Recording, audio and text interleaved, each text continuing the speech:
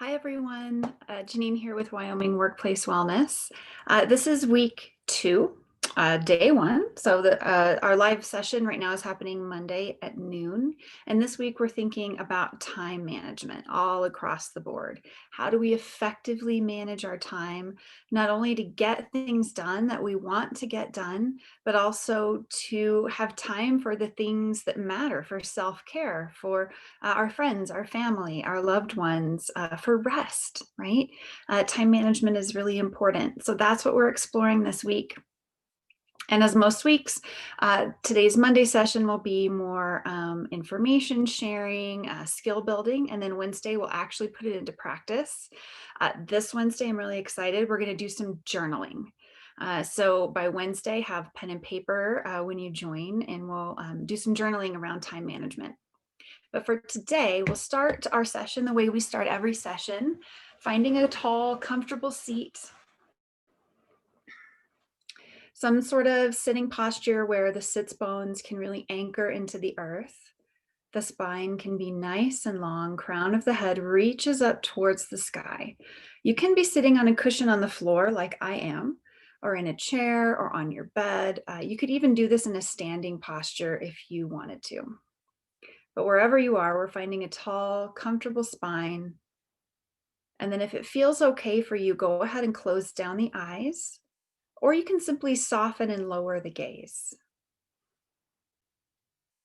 And we'll begin to tune into our breath, just noticing the inhales and the exhales. Last week, we learned all about mindful breathing, so we can employ some of those skills here. Noticing where the breath enters in through the nostrils, moves past the throat, through the heart space, all the way down into the low belly, before it reverses, emptying the belly, the heart, the throat, and the nose.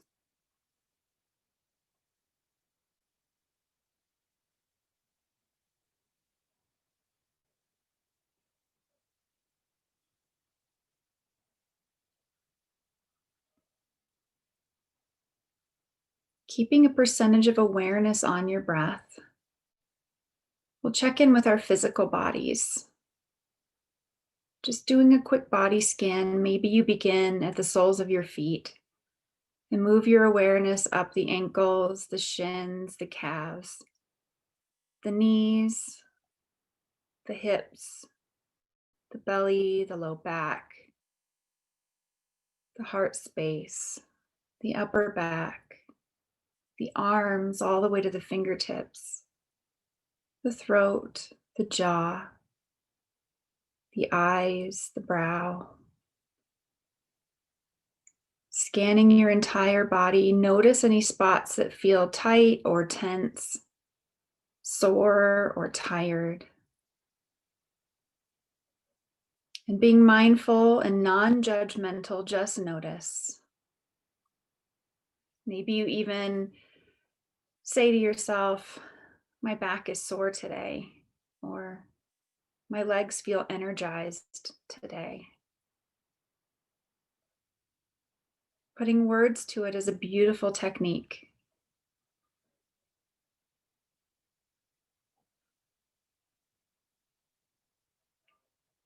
Now, keeping a percentage of awareness still on your inhale and your exhale, come to observe your emotional and mental self. Just taking notice of any thoughts that might be swirling around and any emotions that might be present right now. Not judging, not trying to change anything, just noticing and maybe labeling. Maybe I feel hopeful today, or I feel really tired today is valid too. Or I'm having a lot of worried thoughts about an upcoming assignment. Everything is valid. The important part is noticing and then labeling. We'll take 2 more breaths here. Noticing and labeling any physical, emotional, or mental thoughts, feelings, sensations.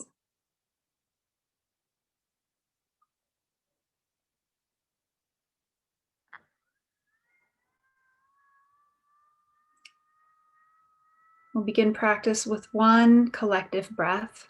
Empty the belly completely of air. Inhale deep and long. Exhale through the mouth. Letting any worries, agendas, to-do lists go and focusing on our practice today. Lovely. You can flutter the eyes open or keep them closed or lowered as I share with you some thoughts and some wisdom on managing our time. Chronic stress, busyness, overwhelm, distraction, a lack of time for ourselves. These can all be byproducts of poor time management. Not necessarily, even the best time managers among us have all those things, right? Busyness, stress, overwhelm, distraction. But there are some tools, there are some things that we can do to help mitigate those feelings and to really stack the deck in our favor in terms of managing our time effectively. So what I'd like you to do is just close your eyes if you didn't keep them closed and bring to mind what you feel are the 2 or 3 things that take up the most of your time. Outside of sleeping, but your waking hours, what do you spend the most time on? If you had to choose, maybe the top 2 or 3 things that take up the most time in your day. And once you have those 1 or 2 or 3 things, just hold them in your mind and breathe into those for a moment. And notice how your body feels as you consider them. Maybe it's schoolwork, taking care of loved ones or pets. Maybe it's actual work, employment.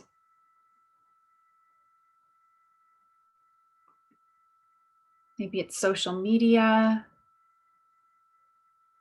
online time. Whatever it is, no judgment, just notice. If you had to say 1, 2, or 3 things that you spend the most time on, what are they and how do they feel in your body when you bring them to mind? For example, if a job or work takes up the majority of your waking hours, breathe into that. How does it make your body feel? Does your chest feel open and expansive? Do you maybe feel some restriction, some constricting here? Do you have a knot in your stomach? Do your shoulders feel easeful? Does it bring a smile to your lips? Just notice.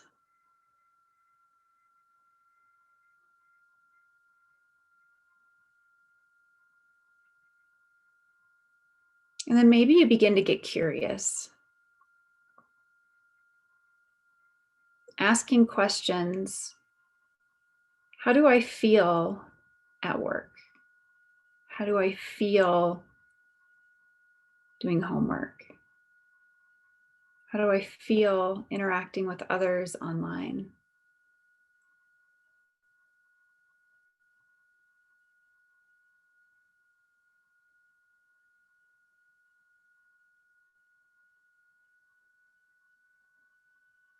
Beautiful.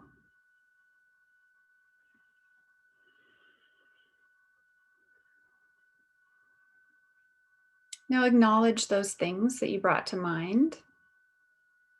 Maybe even send them a brief thanks. Thanks for showing up. I got you. I know I spend a lot of time with you. And let them drop away for a moment.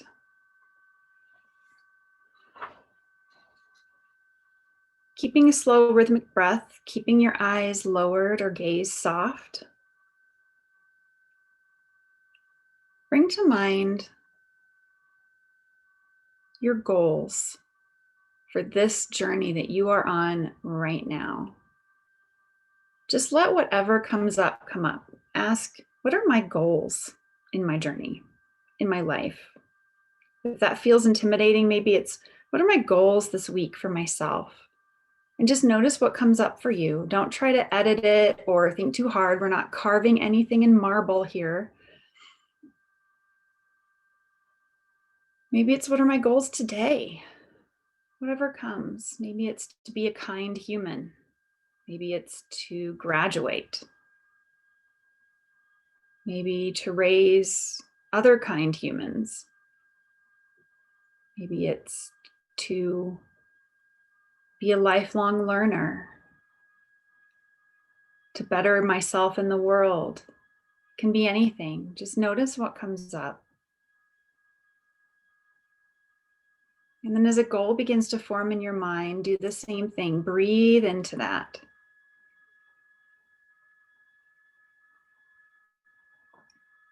How does it feel to be a lifelong learner? How does it feel to get that assignment done? How does it feel to graduate? How does it feel to be a good parent? Bringing a goal to your mind's eye and then really breathing into it.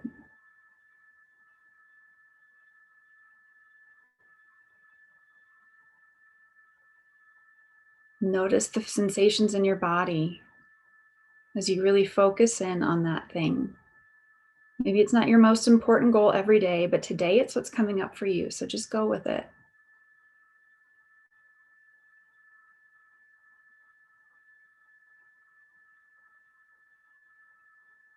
Two more breaths here, breathing into your goal, breathing into the feeling of achieving that.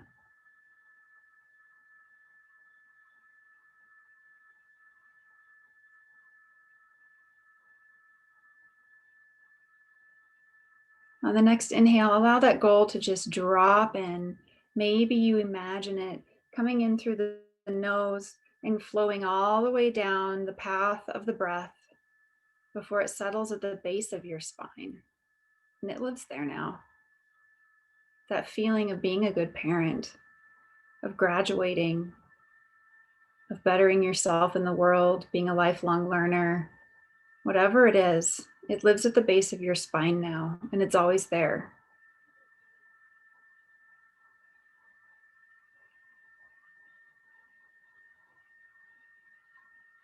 And this is the trick, right? How do we marry, or at least get along with, the things that tend to take up most of our time and the things that we are working towards, that goal, that feeling? How do we start to bring those two together so that it feels like they're walking hand in hand as opposed to diametrically opposing each other? And I know this sounds like big stuff, but this is really the underlying impetus behind managing our time well. We manage our time well, we can start to bring some balance, some equilibrium to the things that we have to spend time on and the things that are important to us, that fulfill our goals. From my perspective, the beginnings of time management have to be mindfulness. And I know, shocking to hear that from me, right? Being mindful throughout your day, being really present, noticing what you're doing from moment to moment is the first step in effective time management. If you're on autopilot, and I do this, I'm absolutely guilty of this. I will hop on Instagram. I'm just going to see what my friends are doing. And then suddenly it's been 25, 30 minutes. What happened? Where did that time go? I wasn't even conscious of the clock moving. I was sucked in. Or we've all done the thing where maybe we get in the car and we drive to work or school and then don't remember actually driving to work or school, right? Because our mind was somewhere else. It wasn't fixed on the thing that we were doing in the moment. Mindfulness and being aware moment to moment is automatically going to help you create space in your day, but it's a practice, right? As you know, if you saw the first two videos, we're working with a text this semester. Wherever you go, there you are. Mindfulness Practices for Everyday Life by Jon Kabat-Zinn. He is sort of the creator of mindfulness-based stress reduction, but he borrows things from very ancient traditions, Buddhist, yogic, Celtic, Christian. Lots of traditions think about mindfulness and about awareness of the present moment. But I wanted to read you a short passage from Jon Kabat-Zinn in this book. This is called Capturing Your Moments. And this is exactly what I'm talking about when I say that the key to effective time management begins with being mindful of where you are in a moment right now, right? And trying to rein the mind in from being caught up in the future, from digging around in the past, but being right here and now and present and noticing the actual space that can exist in your day. The best way to capture moments is to pay attention. This is how we cultivate mindfulness. Mindfulness means being awake. It means knowing what you are doing. But when we start to focus in on what our own mind is up to, for instance, it is not unusual to quickly go unconscious again, to fall back into an automatic pilot mode of unawareness. These lapses in awareness are frequently caused by an eddy of dissatisfaction with what we are seeing or feeling in that moment, out of which springs a desire for something to be different, for things to change. You can easily observe the mind's habit of escaping from the present moment for yourself. Just try to keep your attention focused on any object for even a short period of time. You will find that to cultivate mindfulness, you may have to remember over and over again to be awake and aware. We do this by reminding ourselves to look, to feel, to be. It's that simple. Checking in from moment to moment, sustaining awareness across the stretch of timeless moments, being here now. So, one thing that can lead to better time management, believe it or not, is frequent mindful check-ins, capturing your moments, as Jon Kabat-Zinn would say. So here's my challenge to you. Over the next week, I want you to ask yourself these questions as often as you remember to ask them. Am I awake? Where is my mind right now? You could throw those on a Post-it note and put them on your laptop. You could put them as your wallpaper on your cell phone. Am I awake? Where's my mind right now? That simple act of that check-in, am I awake? Where is my mind right now? Is going to reorient you to the present moment and help you focus in on what needs to be done right then. Of course, there's lots of other options, tips, tools, tricks for time management. Moving on from am I awake? Where is my mind right now? There are some other things that you can work on in the next few days in terms of managing your time. And we'll go into this in more depth on Wednesday when we do some journaling around time management and we start to actually make a plan for creating more space in our days. But some things to think about. What are your roles that you play in life?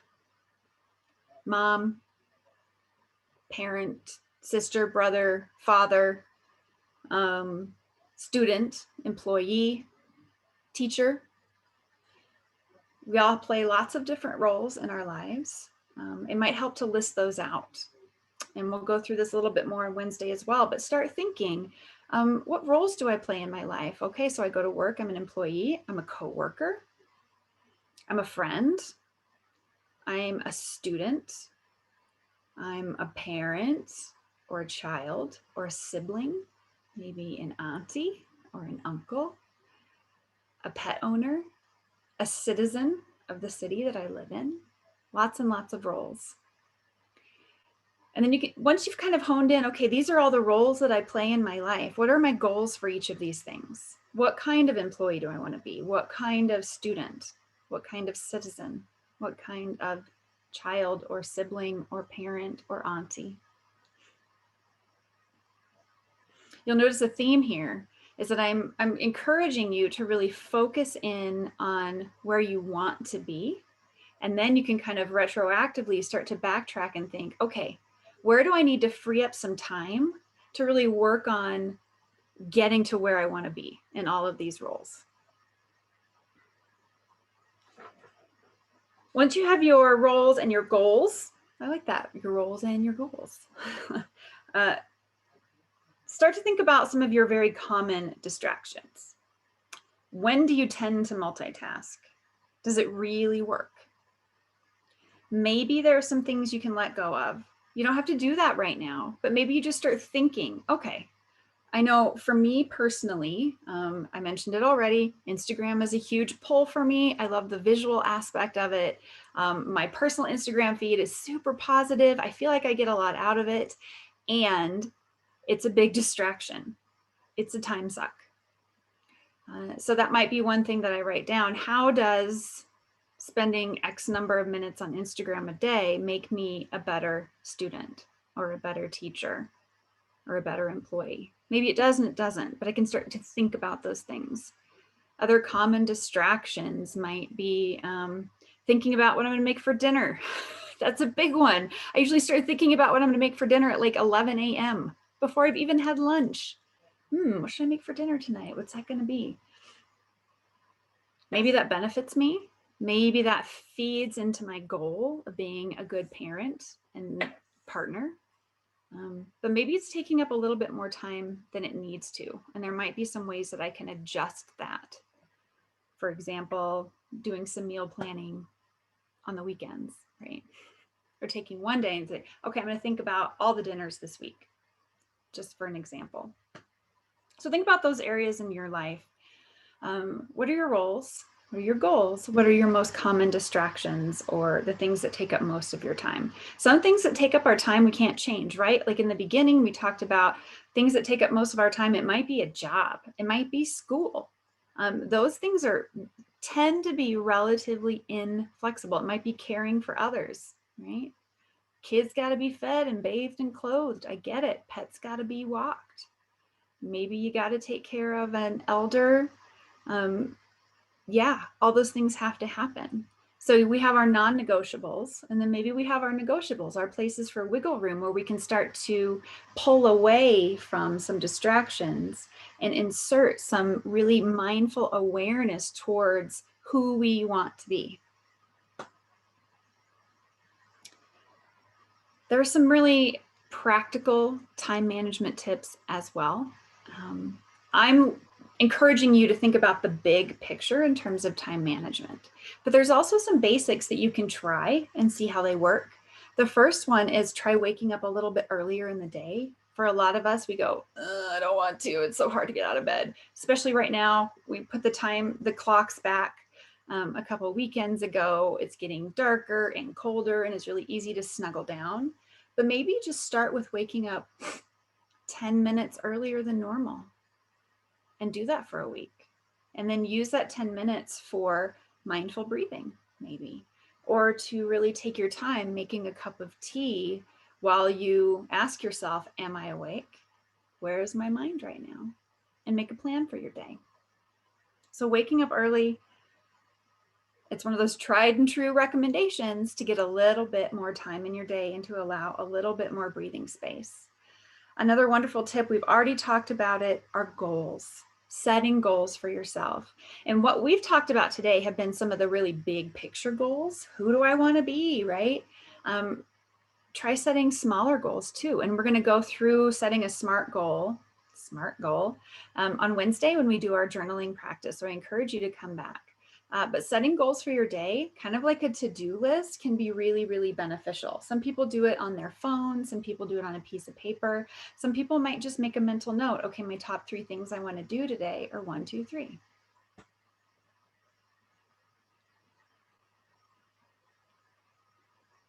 Keeping your mornings for the most important tasks is something that I see an awful lot. And then just discovering when you tend to be the most productive and really maximizing that time. General advice, keeping the most important things for the morning seems to work for almost everyone if you possibly can. If you have that big assignment you have to work on and get done, you have a work project, whatever it is, prioritizing that first and getting it out of the way in the morning is going to free up a lot of space in the rest of your day, both actual time and mental space, right? If we have more mental space, suddenly our world opens up and we can be more productive and feel like we have more time. Again, talking about multitasking, it doesn't really work, you guys. It's just divided attention. And those of us that tend to try to multitask, often the things that we're multitasking on, we're not doing a particularly great job. I'm sure there are exceptions to this. Maybe you're one of them. But for most of us, focusing on one thing at a time, finishing it out, starting the next thing is the most efficient way to operate. Contrary to what you might think, oh, well, if I can do two things at once, that's way better than doing one thing at a time. It's not. They're finding that it's not. So you have that big assignment due, wake up 10 minutes early, do your mindful breathing, make your tea or coffee. Am I awake? Where's my mind right now? What's my most important thing to do today? I'm going to write this essay. Sit down and write the essay. Minimize distractions. Don't try to multitask. Write the essay, check it off your list, move on to the next thing. Maybe the next thing is a reward of 10 minutes on Instagram. That would be my reward, right? I love that. But a lot of this is very personalized to you. So what I really encourage you to do in the next couple days before we meet on Wednesday to do some more planning and some more journaling around time management. Think about your roles you play in your life. Think about the goals you have of who you want to be, how you want to walk through this world. And then examine your daily life. What things are sucking up the most of your time? And where can you start to pull back a little bit or rearrange or reprioritize so that you can pepper in some of the things that go towards your ultimate goals? Being a good person, being a good student, getting an XYZ assignment done. All right, so that's a lot for today. The last thing that I'll leave you with is take time for breath. Take time for rest, take time for sleep. Even if that's just in that moment where you think, am I awake? Where is my mind? And then you take 3 deep breaths. It's going to make it feel like you have more time and space in your day and give you more leverage and skills to make good decisions about where to funnel your time. Some days you're going to be awesome at this. Some days you're going to be not awesome at this, and that's fine. It's a practice, not a perfect. So to end practice today, I'll invite you to find a tall, comfortable seat. Close down the eyes once more. Come back to your breath and ask, am I awake? Where is my mind right now?